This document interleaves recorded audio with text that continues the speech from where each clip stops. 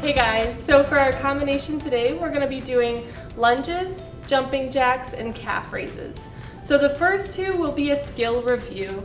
Just a reminder, our lunge looks like this.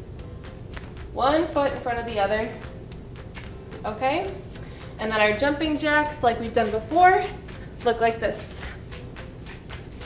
Calf raises are a new one. So for calf raises, you're going to be standing with your feet under your hips. Come up onto your toes, back down onto your heels. Up onto your toes, back down onto your heels. So just try a few of those. Nice. Thanks, guys.